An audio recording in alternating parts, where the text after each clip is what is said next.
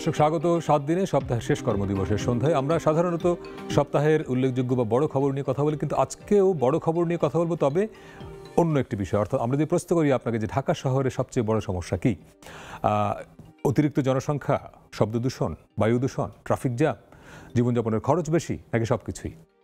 এই প্রশ্নটা করছি এই কারণে যে আজকে আমরা একটু দেখবার চেষ্টা করব যে ঢাকা শহরের এই যে একটি বড় সমস্যা ট্রাফিক জ্যাম, আমরা বছরের পর বছর শুনি সরকার নানা উদ্যোগ নেয়, নানা পরিকল্পনা গ্রহণ করে, কিন্তু সমস্যার তো সমাধান হয় না। এবং এই মুহূর্তে যারা অনুষ্ঠানটি দেখছেন, আজকে যদিও ছুটির দিন, রাস্তার অবস্থা হয়তো তুলনামূলক ভালো, কিন্তু কর্মদিবসের সন্ধ্যায় অবস্থাটা কি দাঁড়ায় ঢাকা শহরে আমরা সবাই জানি।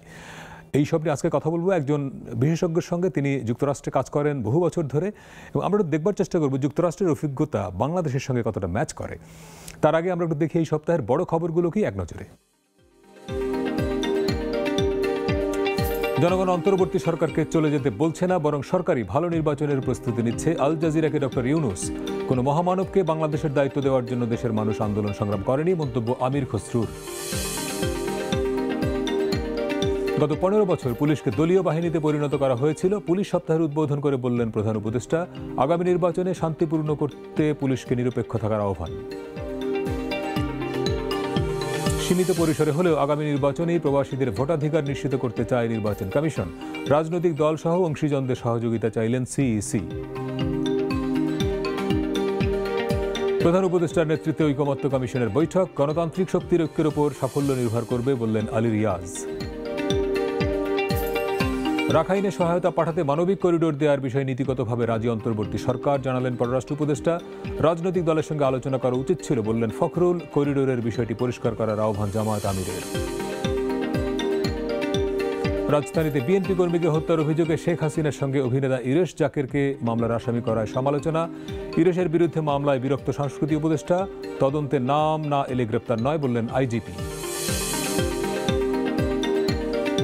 ইশরাক হোসেনকে ঢাকা দক্ষিণের মেয়র ঘোষণা করে গেজেট। ইশরাকের গেজেট হয়েছে মন্ত্রণালয়ের মতামত ছাড়াই বললেন আইন উপদেষ্টা। শপথ না পড়াতে আইনি নোটিশ। উপদেষ্টা আসিফের সাবেক এপিএস এবং উপদেষ্টা নূরজাহানের সাবেক পিওর বিরুদ্ধে দুর্নীতির তদন্ত শুরু।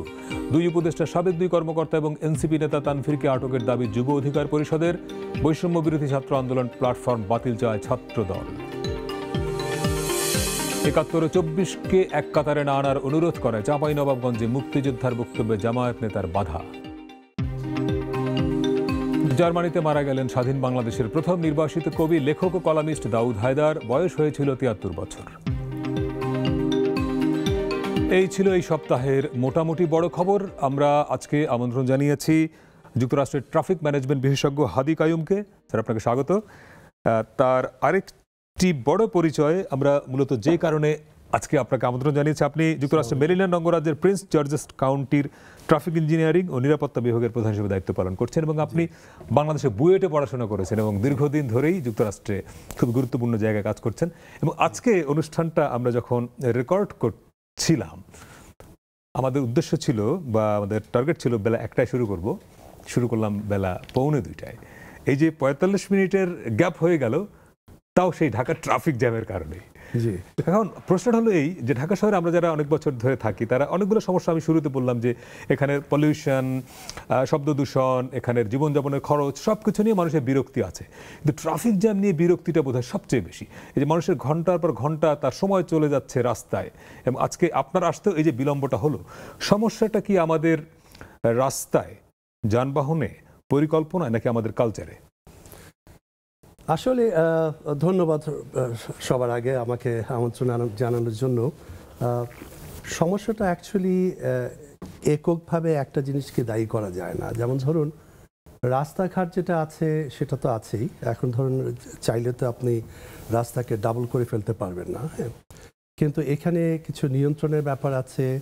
এবং আমরা যেটাকে বলি ট্রাফিক ইঞ্জিনিয়ারিংয়ে একটা উপাদান হচ্ছে হিউম্যান ফ্যাক্টর, যে মানুষের যে অভ্যাস যেটা, সেটাও খানিকটা নিয়ন্ত্রণ করা যায়, এবং এটার জন্য স্ট্র্যাটেজিক কিছু প্ল্যান দরকার। সেই সব কিছুর আঙ্গিকে এই সমস্যাটা তৈরি হয়েছে। আর আমি যেটা লক্ষ্য করেছি, আপনারা সবাই জানেন যে একই রাস্তায় বিভিন্ন গতিসীমার যে যানবাহনগুলো, সেগুলি আপনার একটা সমতা আনতে দেয় না। ধরেন একই রাস্তায় ধরেন সিএনজি আছে, অটোরিকশা আছে, বাস আছে, ট্রাক আছে এবং অনেকটা শৃঙ্খলাবদ্ধ না এবং লেন ইউসেজগুলো ঠিকভাবে হচ্ছে না। সেই সমস্ত কারণেই আপনার হঠাৎ করে জ্যাম জটটা বেঁধে যাচ্ছে। আর এই জ্যাম জটের নিরসনের ব্যাপারেও আমরা যে পদক্ষেপগুলি হয়তো পূর্বে নিয়েছি বা চিন্তা করছি, যে এটা একক কোনো জায়গায় না। আপনি ধরেন একটা জায়গায় একটা জিনিস সলভ করলেন, এটাকে শিফট করে সামনে চলে গেল। তার মানে আপনি বলছেন যে অনেকগুলো সমস্যার মানে সম্মিলিতভাবে এটার একটা মানে মানে পুঞ্জীভূত এফেক্ট হচ্ছে। তবে ব্যাপারটাকে এত জটিলভাবে চিন্তা করলেও মনে হয় ঠিক হবে না। কারণ এই সমস্যা থেকে আমাদের, আপনি যেগুলো বলছেন, আমাদের অর্থনৈতিক সমস্যা, পরিবেশ দূষণ, নয়েজ সমস্যা, সবকিছু জড়িত এবং এটার থেকে এক্সপ্যান্ড করছে। মানুষের অভ্যাসও একটা ব্যাপার কিনা। ধরেন এই মানুষই যখন অন্য দেশে যায় তখন সে তো অন্য ভাবে আচরণ করে, একই লোক তো। জি জি জি, নিশ্চয়ই। আপনি খেয়াল করবেন যে আমাদের রেমিটেন্স যোদ্ধা যারা আছেন, যারা এখানে অনেক কষ্ট করে ধরেন ঢাকা বাইরে থেকে আসেন, অনেক রকম যানবাহন ব্যবহার করে, এনারাই যখন বাইরে যাচ্ছেন, মধ্যপ্রাচ্যে বা অন্য দেশে ছড়িয়ে যাচ্ছেন, ওনাদের কিন্তু দুদিনও লাগছে না এই সমস্যা বা সেটার সাথে সম্পৃক্ত হতে।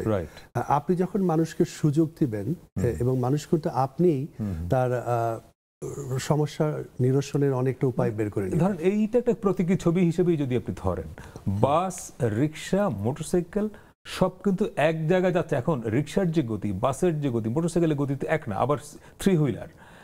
তাহলে আমেরিকার রাস্তায় এভাবে কল্পনা করা যায় যে একই রাস্তার মধ্যে বিবিধ রকমের যানবাহন চলবে? না, সেটা করা যায় না। তবে একটা আমরা যেটাকে বলি মাল্টি মডাল ট্রান্সপোর্টেশন, এখনকার যুগে তো ধরেন বাস, ট্রাক, ট্রানজিট, আপনার বাইসাইকেল এবং লো স্পিড ভেহিকেল এগুলো চলছে, কিন্তু সেগুলোর জন্য একটা ব্যবস্থা করা হয়। যেমন ধরুন আপনার সাইক্লিস্ট বা স্কুটার, যেগুলোর জন্য আলাদা লেন, আলাদা লেন। আমাদের এখানে তো কোনো আলাদা লেন বলে কিছু নেই, একই রাস্তায় সবাই চলছে। আমাদের আলাদা লেন নেই। আরেকটা সমস্যা হচ্ছে, আমাদের মতন জনবহুল দেশে দেখুন এই যে পথচারী পারাপারের তেমন কোনো সুনির্দিষ্ট জায়গা নেই, এমন কোনো স্ট্র্যাটেজিক পয়েন্ট আমরা বেঁধে দিচ্ছি না, যার ফলে বাধ্য হয়ে এনারা যেখানে সেখানে যেভাবে পারেন ক্রস করার চেষ্টা করছেন। এবং এটা আমার কাছে মনে হয় এটা একটা বিশাল সমস্যা এবং এর থেকে অনেকে আহত হচ্ছেন, অনেকে মারা যাচ্ছেন এবং মারা গেলে আপনি মানে ইমার্জেন্সি ভেহিকেল যে আপনি হাসপাতালে নিয়ে যাবেন সেটার অবস্থাও নেই। কাজী এটা আসলে একটা, আপনি শুরুতে একটা শব্দ বলেছেন, ট্রাফিক ইঞ্জিনিয়ারিং। মানে এই যে ট্রাফিক ম্যানেজমেন্টের সঙ্গে আমরা পরিচিত, how to manage your vehicles, কিন্তু ট্রাফিক ইঞ্জিনিয়ারিং জিনিসটা কি? ট্রাফিক ইঞ্জিনিয়ারিং হচ্ছে এটা আপনার পুরকৌশল ইঞ্জিনিয়ারিং এর একটা ভাগ, যেখানে ধরেন অনেক কিছুর মিশ্রিত একটা সায়েন্স। এখানে ধরেন ইলেকট্রনিক্স আছে, ইলেকট্রিক্যাল আছে এবং প্ল্যানিং আছে এবং রাস্তাঘাটে ট্রাফিক ম্যানেজমেন্ট আছে এবং ডিজাইন আছে।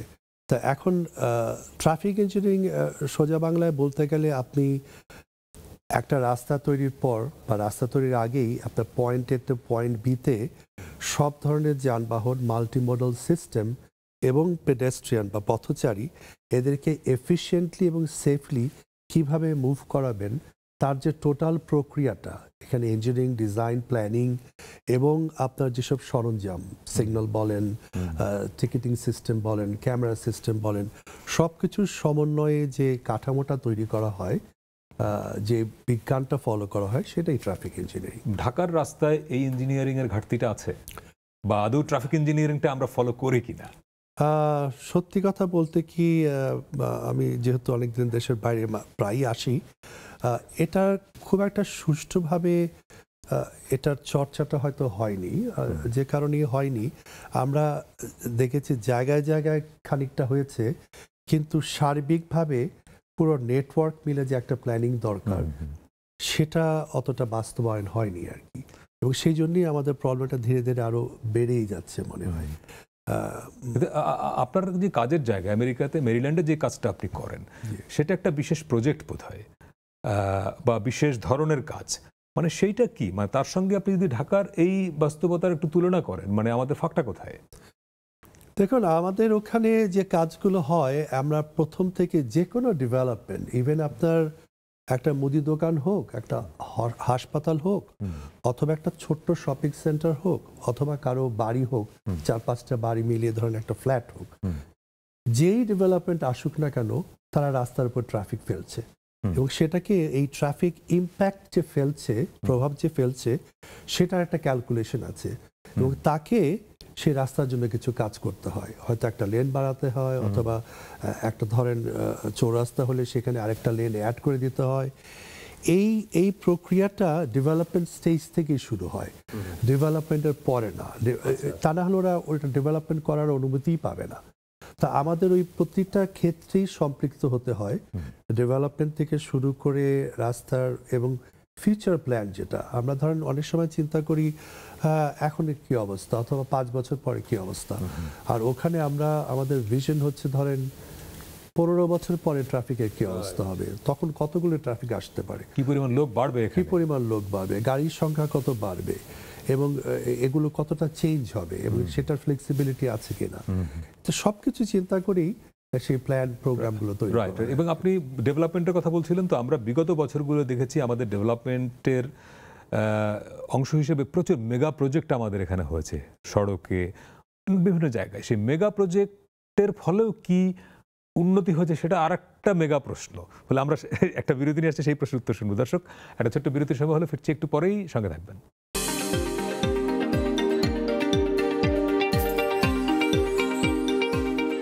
দর্শক, বিরতির পরে আবারও স্বাগত। 7 দিনে আজকে আমরা একটা বিশেষ বিষয় নিয়ে কথা বলছি, ঢাকা শহরে ট্রাফিক জ্যাম। যেই ঘটনার কারণে আমরা প্রতিনিয়ত এই শহরে যারা অন্তত থাকি তারা ভুক্তভোগী, এবং শুধু ঢাকা শহর না, একই রকমের বড় বড় শহরগুলোর চিত্র কাছাকাছি, বিশেষ করে চট্টগ্রাম বা অন্যান্য মেগা সিটি যেগুলো আমাদের, একই রকম বাস্তবতা কম বেশি। আজকে আমরা কথা বলছি যুক্তরাষ্ট্রের একজন পরিবহন বিশেষজ্ঞের সঙ্গে, যিনি বহু বছর ধরেই এই বিষয়ের সঙ্গে কাজ করছেন। আমাদের সঙ্গে আছেন হাদি কাইয়ুম। তিনি যুক্তরাষ্ট্রের মেরিল্যান্ড অঙ্গরাজ্যের বা মেরিল্যান্ডের তিনি যুক্তরাষ্ট্রের মেরিল্যান্ড অঙ্গরাজ্যের Prince George's County traffic engineering ও নিরাপত্তা বিভাগের প্রধান। আমরা বিরতির আগে একটা প্রশ্ন ছিলাম যে মেগা প্রজেক্ট, আমরা প্রজেক্ট বললেই বুঝি মেগা, তো অনেক বড় বড় কাজ, এই যে ফ্লাইওভারও তো মেগা প্রজেক্ট, তাই না? Elevated expressway mega project, Padma সেতুও তো মেগা প্রজেক্ট। এই যে মেগা প্রজেক্ট আমাদের প্রচুর হলো, তার ফলে আদৌ ঢাকা ট্রাফিক সমস্যা সমাধান হলো কিনা, সেটা আবার জনমনে একটা মেগা প্রশ্ন। তাহলে ঝামেলাটা কোথায়? খুবই ইন্টারেস্টিং প্রশ্ন, ধন্যবাদ আপনার। আসলে ব্যাপারটা হচ্ছে কি, যে আমরা যে কোনো প্রজেক্টে আসলে তো আগে কস্ট বেনিফিট একটা অ্যানালিসিস করে দেখি। হ্যাঁ, আর প্রজেক্টটা মেগা প্রজেক্ট, নিঃসন্দেহে মেগা প্রজেক্ট আমাদের দরকার, কিন্তু প্রজেক্টের এফেক্টটা সার্বিকভাবে কতটা প্রসার লাভ করছে, এবং আমি প্রবলেমটাকে কি এক জায়গা থেকে প্রবলেম সলভ করে আরেক জায়গায় পাঠিয়ে দিচ্ছি কিনা, সেটা ভাববার বিষয় আছে। যেমন ধরুন, ঢাকা টু বরিশাল রাস্তা চমৎকার, কিন্তু আপনার সায়দাবাদ থেকে বেরিয়ে মানে ওই যে এক্সপ্রেসওয়েতে ওঠা পর্যন্ত যে সময়টা, বাদ বাকি সময়টা কিন্তু আপনার লাগছে ওই হাইওয়ে। এই রিসেন্টলি যেটা হলো, আমার শাশুড়ি বরিশাল থেকে, আপনি বরিশালের কথা যেহেতু বললেন, ঢাকায় আসবেন আমার বাসায়, উনি 2.5 ঘন্টা এসছেন বরিশাল থেকে, 2.5 ঘন্টা না, আরো কম সময়, বরিশাল থেকে আপনার বুড়িগঙ্গা ব্রিজ থেকে আমার বাসায় এসছেন বাকি 2 ঘন্টায়। সেই একইভাবে দেখেন আপনার গাজীপুরের যে জটটা তৈরি হয়, আপনি অনেক দূর থেকে গাজীপুর পর্যন্ত আসতে যে সময়টা, আবার গাজীপুর থেকে আপনার ঢাকাতে আসতে একই সময়, আরো 2-3 ঘন্টা লেগে যাচ্ছে। তো তাহলে তো আমাদের সার্বিকভাবে আমরা সময়টা কতটা বাঁচালাম। আর এই যে মুভমেন্ট যেটা করতে চাচ্ছি, আপনার ব্যবসার খাতিরে, আপনার পরিবহন খাতিরে, আপনার মানুষজনের মুভমেন্ট যেটা, সেগুলো তো সার্বিকভাবে ঠিক এফেক্টিভ হচ্ছে না। এবং সেই জন্য আমার মনে হয় যে এই সমস্যাটা মাইক্রো লেভেল থেকে শুরু করতে হবে। যেমন ধরুন, আমাদের আভ্যন্তরীণ যে রাস্তাঘাটগুলো আছে, সেখানে অনেক কিছু করণীয়। সবই যে মেগা প্রজেক্ট হতে হবে এমন কোনো কথা নেই। এই ট্রাফিক ম্যানেজমেন্ট বা প্রপার ট্রাফিক প্ল্যানিং এর মাধ্যমে আমরা রিজিওনাল বা জোনাল ছোট ছোট এইসব জায়গা থেকেও অনেক এফেক্টিভ কার্যকরী ভূমিকা নিতে পারি। একটা বড় মানে সমাধান খোঁজার চেষ্টা হয়েছিল যে ইউলুপ করে, ঢাকা শহরে খেয়াল করেছেন ইউলুপ করেছে। এই ইউলুপের ফলে কি কোনো মানে ইতিবাচক প্রভাব পড়েছে মনে হয় আপনার?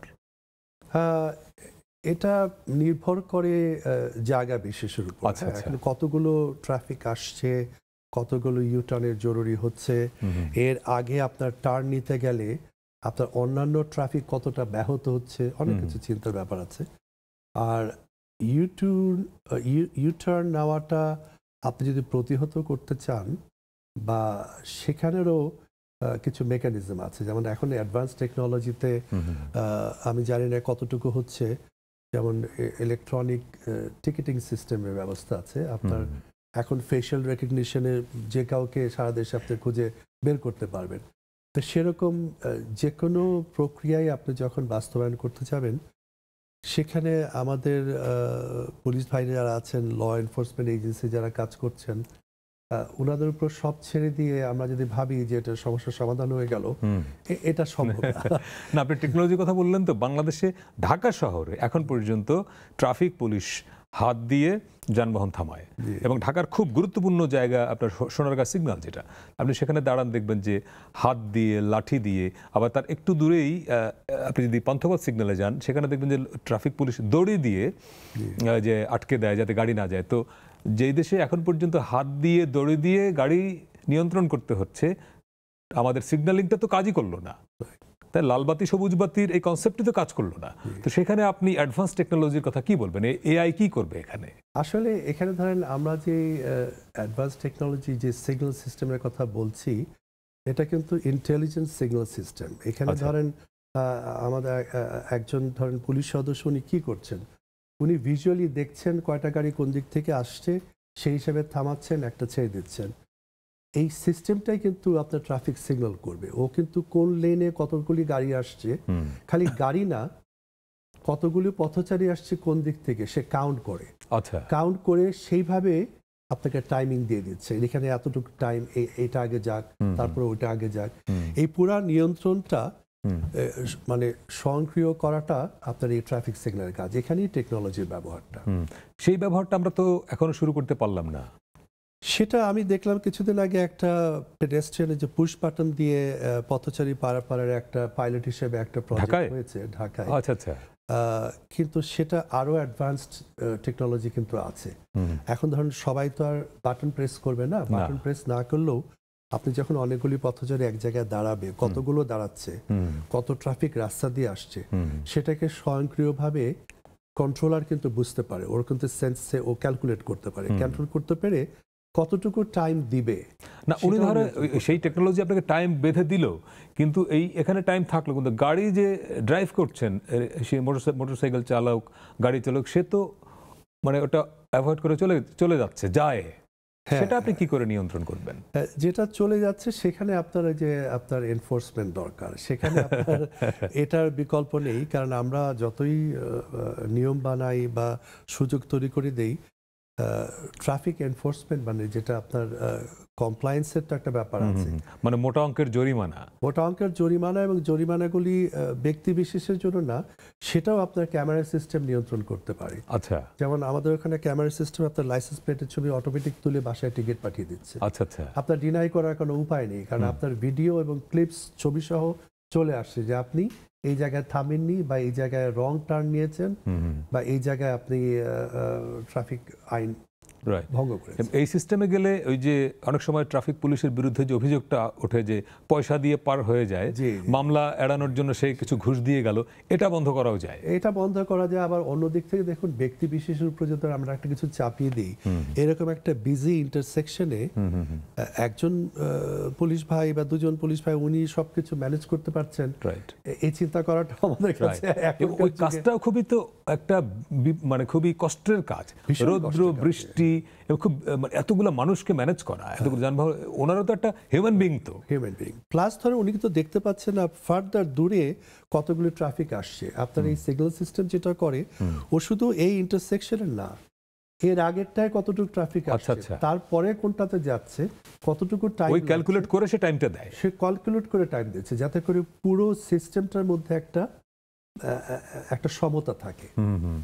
সেই সিস্টেমগুলো তো যেমন এটা খুব একটা ব্যয়বহুল না। এটা ধরেন এটার জন্য আমাদের মেগা প্রজেক্ট হিউজ কিছু করতে হবে, ব্যাপারটা এমনও না। আচ্ছা, কাজে আমরা যদি ধরেন করিডোর বেসিসেও বা জোন বেসিসেও কাজগুলি উদ্যোগ নেই, শুরু করি, এবং মানুষ যখন এটা সুফল দেখবে তখন দেখবেন আমরা যে হিউম্যান বিহেভিয়ার নিয়ে কথা বলছি। হ্যাঁ, রাইট।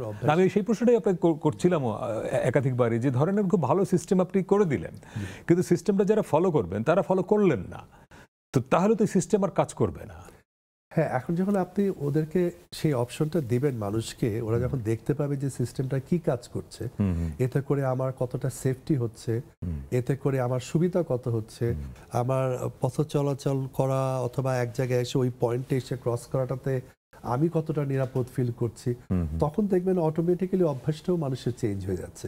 এবং যারা মানছে না তারা অন্য মানুষ তাদেরকে খোঁচাবে, এই আপনি ওখানে করছেন কেন, ওই তো সামনেই এটা আছে, আপনি ওদিক দিয়ে করছেন না। তার মানে একটা অ্যাওয়ারনেস এখানে তৈরি করতে এখানে হয়, একটা অ্যাওয়ারনেস তৈরি করতে হবে। সেই জন্য ধরেন আমরা বাইরে যেটা করি, ইঞ্জিনিয়ারিং, এডুকেশন অ্যান্ড এনফোর্সমেন্ট, তিনটা আমাদের জন্য খুব জরুরি। আমরা খুবই তিনটাতে সমানভাবে কাজ করতে চাই, সবকিছুর একটা সমন্বয় দরকার। বাংলাদেশে সম্ভব, আমি আশাবাদী। আমরা এত কিছু করেছি, এত কিছু করছি, আর আমাদের মানুষজনরা স্পেশালি ধরেন ইয়াং জেনারেশন তো অত্যন্ত শার্প, অত্যন্ত এনথুজিয়াস্টিক, তাদের টেকনোলজি দিক থেকে আমরা পিছিয়ে নেই, এবং অনেক কিছুই করা যায় এখানে সম্ভব। নাগরিকদের যে সেফটি, ধরেন যে এই যে লোকেরা পারাপার হচ্ছে, এটা সেফটির প্রশ্নও কিন্তু এখানে, ফলে এদের সেফটি নিয়ে, যানবাহনের সেফটি নিয়ে কি আলাদা কোনো এজেন্সি দরকার, নাকি আমাদের যে ট্রাফিক বিভাগ আছে তারাই যথেষ্ট মনে করেন?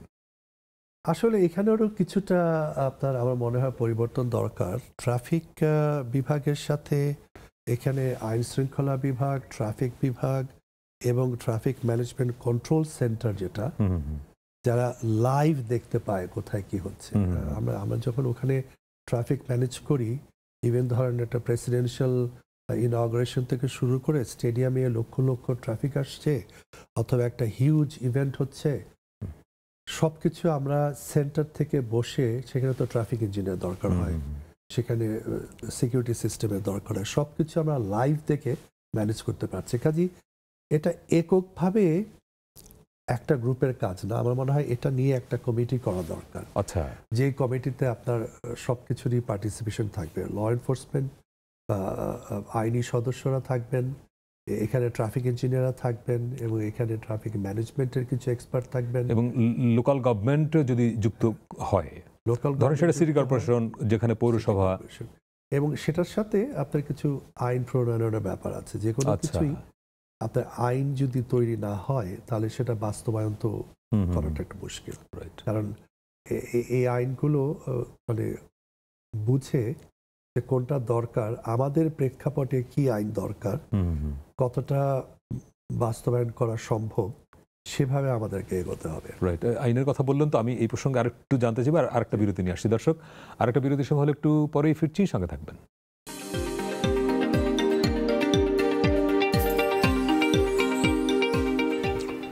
দর্শক, বিরতির পরে আবারও স্বাগত 7 দিনে। আজকে আমরা একটি বিশেষ বিষয় নিয়ে কথা বলছি, ঢাকা শহর বা বাংলাদেশেরই বলতে পারি, যেটি বড় সমস্যা, যে ট্রাফিক ম্যানেজমেন্ট বা ট্রাফিক ইঞ্জিনিয়ারিং এর সমস্যা, সেটি নিয়ে আমাদের সঙ্গে আছেন জনাব হাদি কাইয়ুম। তিনি যুক্তরাষ্ট্রের মেরিল্যান্ড অঙ্গরাজ্যের প্রিন্স জর্জেস কাউন্টির ট্রাফিক ইঞ্জিনিয়ারিং ও নিরাপত্তা বিভাগের প্রধান। আমরা বিরতির আগে যে জায়গাটা ছিলাম, যে ট্রাফিক ম্যানেজমেন্টের জন্য বা নাগরিকের ওভারঅল নিরাপত্তার জন্য একটা আইনি কাঠামো দরকার, কিন্তু আইনি কাঠামো তো আমাদের আছে, আসলে টুকটাক তো আছে। তা আপনি কি মনে করেন যে নতুন কাঠামো দরকার, নতুন আইন, নতুন পলিসি দরকার? হ্যাঁ, আইনি কাঠামোর দিক থেকে খানিকটা আমাদেরকে কিছুটা পরিবর্তন অবশ্যই দরকার।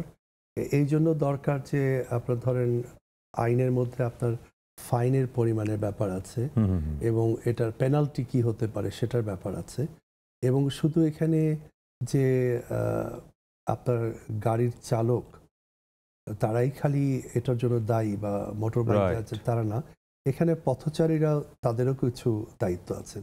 তারা যেখানে সেখানে যদি ক্রস করা শুরু করে দেয়, ইভেন ফুটওভার ব্রিজের নিচ দিয়ে পার হয়ে যাচ্ছে, নিচ দিয়ে পার হয়ে যাচ্ছেন, এবং দেখা যাচ্ছে যে এক জায়গায় আপনি বাঁশ দিয়ে বলুন আর ব্যারিকেড দিলেন, ব্যারিকেড তৈরি করে দিন, ওটা ভেঙে তৈরি করে রাইট, সেটা একটা আছে। তো এটা আবার ধরেন অনেকে ছোট ছোট যাদের, এবং আপনি একটা অদ্ভুত এক্সাম্পল আপনাকে বলি, কারওয়ান বাজারে যেখানে মেট্রো রেলের স্টেশনটা, তার নিচ দিয়ে লোকেরা আগে যেত, সহজে একটা আন্ডারপাস ছিল, তো আন্ডারপাস তো এখন নাই।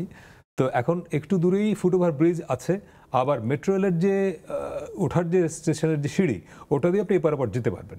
কিন্তু তারপরে লোকেরা বাজার, যেহেতু ওখানে বড় বাজার, কারওয়ান বাজার, লোকেরা রাস্তা দিয়ে পারাপার হয়, ওখানে একটা ফাঁকা ছিল, সেটাকে প্রথমে বন্ধ করা হলো, পরে লোকের চাপে ওটা কিন্তু ভেঙে দেওয়া হলো। এখন সিস্টেম করে দেওয়া হয়েছে এমনভাবেই, রাষ্ট্রীয়ভাবেই, যে জনগণ রাস্তা পার হয়েই যায়।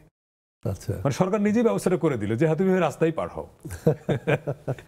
হ্যাঁ, এখানে ধরেন সবসময় যে ওভারপাসের কার্যকরী তা না, আন্ডারপাসও হতে পারে। কারণ ধরেন আমাদের জনগণের মধ্যে অনেক অনেক বয়স্ক আছেন, অনেকে মানে ধরেন ফিজিক্যালি সেরকম ফিট না।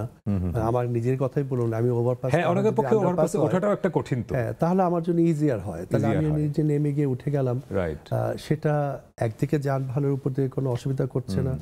মানে ফুটওভার ব্রিজে আপনি বলছেন আন্ডারপাসটা সহজ, কিন্তু আমরা ঢাকা শহরে আমরা সেই মডেলে গেলাম না, আমরা ওভারপাসই করলাম।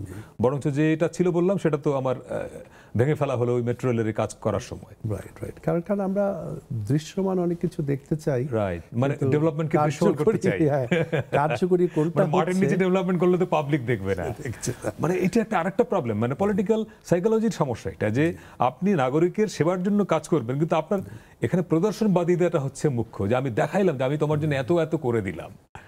সেটাই এখন সেই মাইন্ডসেটগুলোর পরিবর্তন আমার মনে হয় আসছে, মানুষ অনেক সজাগ হয়েছে। এবং যখন আমি যেটা বললাম, যে ধরেন এফেক্টটা যখন মানুষ ফিল করবে, দেখবে, তখন অটোমেটিকই সেটা প্রমোটেড হবে। এবং যারা সাধুবাদ পাওয়া দরকার নিশ্চয়ই তারা পাবেন।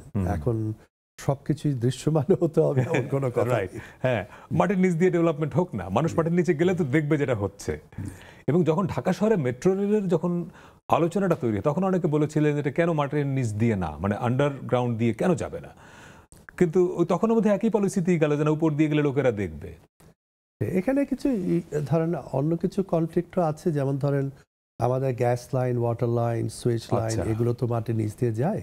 কিন্তু আমি তো ধরেন এই পারাপারের ব্যাপারে সবটাই যে ফুটব্রিজ ভার্সেস আন্ডারপাসের কথা বলছি। এখন আপনি ধরেন 3 মাইল লম্বা একটা কিছু করবেন সেখানে সিটির মধ্য দিয়ে, সেখানে অবশ্যই অনেক ধরনের লাইন আছে, ধরেন সেগুলো ম্যানেজ করা বা সেগুলিকে মুভ করা, সেটা এগেইন অ্যানালিসিস অ্যান্ড ফিজিবিলিটি ব্যাপার, কতটুকু ব্যয় সাপেক্ষে আমরা কি গেইন করছি। তো সবকিছু মিলিয়ে অনেক কিছু সম্ভব, আপনার আন্ডারপাস সম্ভব। আর একটা জিনিস না বললেই নয়, যে পথচারী পারাপারের আপনার স্ট্র্যাটেজিক জায়গাগুলো আমরা তৈরি না করে দিলে মানুষ কিন্তু সেটা ইউজ করবে না। মানে সেটা কি আপনি বলছেন যে ফুটওভার ব্রিজ কিংবা আন্ডারপাসের বাইরে গিয়ে রাস্তার উপরেই আপনার এমন কিছু লোকেশন তৈরি করতে হবে, যেখানে আপনার যে আমরা ওখানে হক সিগন্যাল বলি, পেডেস্ট্রিয়ান সিগন্যাল বলি, সেই সিগন্যালগুলি আপনাকে টাইম পর্যন্ত দিয়ে দেবে যে আপনি কতক্ষণ সময় পাচ্ছেন পার হয়ে যাওয়া। এবং ওই সিগন্যালও দেখতে পাচ্ছে কতগুলি গাড়ি কতক্ষণ দাঁড়িয়ে আছে। তো এই ইন্টেলিজেন্স সিস্টেমগুলির মধ্য দিয়ে আমরা যদি কাজগুলি করি, অগ্রসর হই, তাহলে আমার একটা ব্যাপক। আপনার একটা প্রেজেন্টেশন আমি দেখলাম, সেখানে একটা মডেল ছিল, জিরো মডেল বোধহয়। জি, এটা একটু যদি বলেন। জি, এটা হচ্ছে আমাদের এখানে আমার ভিশন জিরো একটা প্রজেক্ট লঞ্চ করেছি, আমার ডিভিশনই লঞ্চ করেছি প্রজেক্টটা, যে আমরা 2035-এ গিয়ে আমরা জিরো ক্র্যাশ দেখতে চাই, কোনো ক্র্যাশ হবে না, রোড ক্র্যাশ হবে না। এই যে রোড ক্র্যাশ, আমি একটু জাস্ট এই সাপ্লিমেন্টারি করি আপনাকে, যে আমরা ইংরেজি পত্রিকায় যখন পড়ি, তারা কিন্তু ঠিকই রোড ক্র্যাশ লেখে, বাংলায় আমরা কিন্তু ক্র্যাশের বাংলা করতে পারি না, আমরা সেটা বলি সড়ক দুর্ঘটনা। তবে যখনই এই জিনিসটাকে দুর্ঘটনা বলছেন, তখন কিন্তু আর কারো দায় থাকছে না, যে অ্যাজ ইফ এটা নিয়তি ছিল, এইটা ব্লা ব্লা, অর্থাৎ এইটা যে পথচারীর দায় আছে, এখানে যে ড্রাইভারের দায় আছে, আমরা এড়িয়ে যাচ্ছি। এটা বাংলায় একটা প্রবলেম, যে আমি রোড ক্র্যাশের বাংলা আসলে কি করবে। আমি যেহেতু আপনি ক্র্যাশ শব্দটা বললেন, আমি বললাম সেই যে একই কারণে আমরা এখন অ্যাক্সিডেন্ট শব্দটা ইউজ করি না। অ্যাক্সিডেন্ট মানে হচ্ছে এটা যে কারোর দায় নেই। আপনার বিজলি পড়েও আপনার অ্যাক্সিডেন্ট হতে পারে, হঠাৎ করে ঝড়ে গাছ পড়ে ভূমিকম্পে অ্যাক্সিডেন্ট হতে পারে। হ্যাঁ, তো এটা অ্যাক্সিডেন্ট। ক্র্যাশ হচ্ছে এটা অনেকটা নিয়ন্ত্রণ করা যায়, বেশিরভাগই নিয়ন্ত্রণ করা যায় আপনি যদি সেইভাবে প্ল্যান করেন এবং প্যাটার্ন গুলো দেখেন। আমরা সড়ক দুর্ঘটনার অধিকাংশ দুর্ঘটনাই তো বেসিক্যালি, বা দুর্ঘটনা বা ক্র্যাশ যেটাই বলেন, ড্রাইভারের বেপরোয়া চালা, এটা তো হলো আপনার মেজরিটি কারণ, যে অতিরিক্ত গতি এবং তার মানে প্রতিযোগিতা, তাই তো? আচ্ছা, এখানে যদি আমি আপনাকে একটা পাল্টা প্রশ্ন করি যে ড্রাইভাররা জোরে চালান কেন, তাদের ভিতরে ফ্রাস্ট্রেশন তৈরি হচ্ছে কেন, রাইট, সেটাও কিন্তু অনেকাংশে কমিয়ে আনা যায়। একটা ড্রাইভার বা চালক উনি যদি দেখেন যে সুষ্ঠুভাবে এভাবে চললে আমার সময় বেশি লাগছে, সময় বেশি না, একটু বেশি লাগলেও আমি খুব কমফোর্টেবলি চালাতে পারছি, তাহলে কিন্তু সেই পথটাই বেছে নেবেন। এখন ওই যে বললাম আপনার সায়দাবাদে যদি 2 ঘন্টা সময় নষ্ট করেন, ওই 2 ঘন্টা পুষিয়ে নিতে চাই হাইওয়েতে, হ্যাঁ হাইওয়েতে পুষিয়ে নেওয়ার জন্য সে এক্সট্রিমলি স্পিডে চালাচ্ছে। আবার পাবলিক বাসের ক্ষেত্রে যেটা হয়, কিছু বড় পরিবহন ছাড়া অধিকাংশ বাসের ক্ষেত্রে যেটা হয়, ট্রিপ বেসড বেতন এদের। ধরেন সে যদি দিনে 2টা ট্রিপ দিতে পারে লং রুটে, তাহলে তার তো একটু বেশি পয়সা পায়। ঈদের সময় কেন অ্যাক্সিডেন্টটা বেশি হয়? কারণ সে অতিরিক্ত ট্রিপের প্রেশার থাকে এবং দেখা যায় যে 30 ঘন্টা সে নির্ঘুম গাড়ি চালাচ্ছে, তো সে তো অ্যাক্সিডেন্ট করবে। সেইখানে আপনার কিছু আইনি ব্যাপার আছে, যে আমি বললাম কিছু দরকার। যেমন ধরেন একটা চালক সে সুস্থভাবে দিনে কয় ঘন্টার বেশি গাড়ি চালাতে তাকে দেওয়া উচিত না, এবং সেটা কারণ ওনার শারীরিক সুস্থতার উপর অনেকগুলো যাত্রীর জীবন নির্ভর করে। কাজে সেখানে কিছু রেগুলেশনের ব্যাপার আছে। যেমন একটা ট্রাক চালক যদি 8 ঘন্টা গাড়ি চালান, আমাদের ওখানে তো 8 ঘন্টার বেশি 10 ঘন্টায় না, তারপর তাকে নিতেই হবে, এবং তা না হলে তাকে কিন্তু জরিমানা দিতে হবে এবং তার লাইসেন্সও ক্যান্সেল হয়ে যেতে পারে। আচ্ছা, সেই ধরনের কিছু পদক্ষেপ নিতে হবে, তাহলে আমাদের অন্যান্য যে প্রশাসনিক যে কিছু অসুবিধাগুলো আছে বা চ্যালেঞ্জগুলো আছে সেগুলোকে আমরা অনেকাংশে ফিক্স করতে পারি। আরেকটা বিরতি নিয়ে আসছি, আরো কিছু গল্প শুনবো। দর্শক, আরেকটা বিরতির সময় হলো, একটু পরেই ফিরছি, সঙ্গে থাকবেন।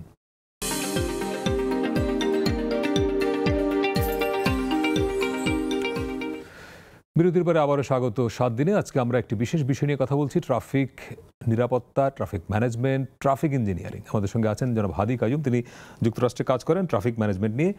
একটা ছবি একটু দেখাবো, আপনি দিয়েছিলেন যে 2035 সালে ঢাকাটা কেমন হবে আসলে। Dhaka 2035 traffic update. এখন আমি জানি এই ছবিটা আপনি এআই দিয়ে বানিয়েছেন নিশ্চয়ই। আকাশে ড্রোন, হেলিকপ্টার, নিচে আবার একই সঙ্গে 3 হুইলার, রিক্সা, প্রাইভেট কার। এই দৃশ্য তো আমরা এখনো দেখি, মানে একই রাস্তায়। মানে এই ছবিটার অর্থটা কি? না, আপনি লক্ষ্য করবেন এখানে আমি রিক্সা দেখেছি কিন্তু কোনো চালক দেখাইনি এবং কোনো প্যাসেঞ্জার দেখাইনি। আচ্ছা আচ্ছা, আমি বোঝাতে চেয়েছি যে তখন যে সেন্সর যেগুলো ইউজ করা হবে, আপনি দেখবেন গাড়ির চারপাশে যে সেন্সরগুলি আছে, ওরা একটা গাড়ি আরেকটা গাড়িকে ডিটেক্ট করতে পারবে, স্পিডও সেভাবে কন্ট্রোল করতে পারবে, টেকনোলজি সেখানে আছে। এবং আপনার এই যে সাইন দিয়ে আপনার আমরা এখনই জিপিএসে দেখতে পাই কোন রাস্তায় কতটুকু যেতে কতটুকু সময় দেখাচ্ছে, আমরা উবারে উঠলে আপনি দেখতে পাই দেখাচ্ছে। তো এই জিনিসগুলো যখন ব্যবহার হবে, আপনার স্লো মুভিং ভেহিকেল থাকবে, কিন্তু আপনার এই রিক্সাগুলি হাইওয়েতে না বা মেইন করিডোরে না। আমার যদি অটো রিক্সার দরকার, সেগুলো তো একটা সেপারেট লেনে যেতে হবে। কিন্তু আমি এই জন্যই এখানে দেখিয়েছি যে এই অটো রিক্সাগুলো মেইন রাস্তার প্রয়োজন হবে না এবং এগুলো অনেকটা অবসলিট হয়ে যাবে আর কি। আচ্ছা, তো সেই জন্যই আর ভিশনটা হচ্ছে এরকম যে এখানে আমাদের অনেক কিছু হচ্ছে, মেট্রো হচ্ছে, ফ্লাইওভার হচ্ছে, এলিভেটেড এক্সপ্রেসওয়ে হচ্ছে, এবং গাড়ির স্পিডও বাড়বে মেইন করিডোরে। এখন ইলেকট্রিক ভেহিকেল আসছে। কিন্তু ঢাকা শহরের যদি আপনি কল্পনা করেন, একটা ছোট মানে অন্য মানে পৃথিবীর মেগা সিটির মধ্যে একটা বড় শহর, কিন্তু আপনি আয়তনে যদি দেখেন যে এতটুকু জায়গার মধ্যে 2-2.5 কোটি মানুষ, এবং আপনি যেই সময়ের কথা বলছেন 2035 সালে ঢাকা শহরের লোক যদি হয় 5 কোটি কিংবা 4 কোটি, তাহলে আপনি কি করে গাড়ি গতি বাড়াবেন? হ্যাঁ, দেখেন গাড়ির গতি বাড়ানো যাবে যখন আপনি অসমতাটাকে খানিকটা দূর করতে পারবেন। যেমন ধরুন এই যে বিভিন্ন গতির যে যানবাহনগুলো, রিক্সা, আপনার তারপরে হ্যান্ড ড্রিভেন রিক্সা, গাড়ি, ট্রাক, বাস, সবই যে একই রাস্তা মেইন করিডোরে যাচ্ছে, সেগুলিকে যখন আপনি সেপারেট করতে পারবেন, তাদের জন্য জোন করে দেওয়া হবে, তাদের জন্য হয়তো সেপারেট লেন করে দেওয়া হবে। এখন যে রাস্তা আছে আমাদের, এখানে আলাদা লেন করবার মতো পর্যাপ্ত স্পেস আছে বলে মনে করেন আপনি? পর্যাপ্ত স্পেস তৈরি করা যায় আসলে, কারণ আপনি যখন যে লেনগুলো আছে, আপনি তো বাড়িঘর ভেঙে ধরেন রাস্তাকে, আমি সেটাই বলছিলাম, করা যাবে না, এর মধ্যেও ম্যানেজ করা যায়। এখন ধরেন এখন ঢাকার যে অবস্থা আছে সম্ভব থাকে, হয়তো এখানে ব্যাপারটা একটু জটিল, ধরেন আমি নাম্বার ফিগার না দেখে তো ফট করে এটার জন্যই তো ট্রাফিক ইঞ্জিনিয়ারিং অ্যানালিসিসের ব্যাপার। এখন ধরেন প্রত্যেকে লেনে যদি থাকে তাহলে কিন্তু আপনি আরো বেশি গতিতে যেতে পারছেন, কারণ এটা বাধা পড়ছে না। এবং আপনার অটোরিকশা বা স্লো মুভিংটা যদি একটা লেনেই থাকে, সে যদি একই স্পিডে বা যেতেই থাকে, বাধা না পাচ্ছে, তাহলে সেখানেও ওভারঅল মুভমেন্ট কিন্তু বেড়ে যাচ্ছে। এই যে স্টপ এন্ড গো যে সিস্টেমটা, এটাই কিন্তু প্রবলেমের কারণ হচ্ছে। আপনি যদি ফ্লোটা রাখতে পারবেন, একটু কম ফ্লো হলেও ফ্লোটা যদি কন্টিনিউয়াস থাকে, মানে গাড়ি যদি চলতে পারলে আপনার বসে থাকতে না হলে তো সে কখন মানে হয়তো আধা ঘন্টা দেরি হবে গন্তব্যে পৌঁছাতে, কিন্তু আমাদের ঢাকা শহরে প্রায়শই যেটা স্টাক হয়ে যায় যে সে 2 ঘন্টা সে নড়ছে না। এবং মানুষ যে তাড়াতাড়ি 5 মিনিট আগে পৌঁছানোর জন্য যে প্রচেষ্টাটা করে, ভুল প্রচেষ্টা বলবো আমি। এবং এই যে এর লেন ওর লেনে ঢুকে পড়ে এই যে ফুটপাতে উঠে দেয়, এই জিনিসটাই প্রবলেম ক্রিয়েট করছে। কিন্তু যার যার লেনে গাড়ি থেকে বা যেই গতিসীমার যানবাহন যে লেনে থাকা দরকার, সেটাকে যদি ম্যানেজ করা যায়, তাহলে ওভারঅল ফ্লোটা আপনার বেড়ে যাবে। এবং আপনি এটা দেখাচ্ছেন 2035 মানে হচ্ছে আমাদের হাতে 10 বছর সময়। 10 বছরের মধ্যে এরকম নিশ্চয়ই এটা খুবই একটা খুব খুবই কঠিন। কিন্তু ধরেন আমরা পুরো অ্যাচিভ করতে না পারলেও কাছাকাছি যদি যেতে চাই, ঢাকা শহরটাকে যদি একটা মোটামুটি ট্রাফিক ম্যানেজমেন্টের বসবাসযোগ্য রাখতে চাই, সেজন্য এই মুহূর্তে কি করতে হবে? সেই জন্য প্রথমেই যেটা আমার মনে হয় দরকার, একটা স্ট্র্যাটেজিক প্ল্যানিং দরকার। স্ট্র্যাটেজিক প্ল্যানিং দরকার এবং এই টেকনোলজিগুলির ব্যবহার দরকার। আমরা একসাথে পুরো ঢাকা শহরকে একসাথে সবকিছুকে বাস্তবায়ন না করে, আমরা ধরেন যদি মেইন করিডোর, ধরেন উত্তরা থেকে আপনার পর্যন্ত একটা করিডোর নিলাম, এই করিডোর নিয়ে এরকম করিডোর বাই করিডোর যদি কাজগুলো করি, যেখানে সিগন্যাল সিস্টেম আছে, এগুলো কাজ করবে, সেটা অনেক ইমপ্রুভ হবে। এটা ধরেন আমি পুরো ঢাকা শহরই এরকম হয়ে যাবে সেটা বোঝাতে যাচ্ছি না, কিন্তু আমাদের ভিশন যদি না থাকে, আমাদের সদিচ্ছা বা সেই দিকে একটা চেতনা না থাকে, তাহলে তো আমরা কোনো দিকেই যাচ্ছি। মানে অন্তত শুরুটা কিন্তু স্ট্র্যাটেজিক প্ল্যান বলেন, অনেকগুলো প্ল্যান তো বিভিন্ন সময় হয়েছে, কিন্তু তারপরেও কোনো একটা জায়গায় বোধহয় হয় কি যে দিন শেষে অনেকগুলো মানে মিনিস্ট্রি, অনেকগুলো দপ্তর সঙ্গে যুক্ত, তো এক ধরনের খাপ ছাড়া যে যার মতো কাজ করে, মানে একদম সমন্বয়হীনতার সময় কাজ করে বোধহয়। হ্যাঁ, সেই জন্যই আমি ব্যক্তিগতভাবে আমি মনে করি যে সেটার জন্য আসলেই একটা কমিটি দরকার। হ্যাঁ, আমাদের এখানে অনেক ট্যালেন্টেড ইন্ডিভিজুয়ালরা আছেন, আমাদের টেকনিক্যাল সাইডে অনেক ট্যালেন্ট আছেন, আমাদের ইয়াংস্টাররা অনেকেই ট্যালেন্টেড, এবং বাইরের টেকনোলজি অ্যাভেলেবল। এখন তো টেকনোলজি খুব ইজিলি ট্রান্সফারেবল, এবং এখানে পাবলিক প্রাইভেট পার্টনারশিপ বলে আমরা একটা কথা বলি।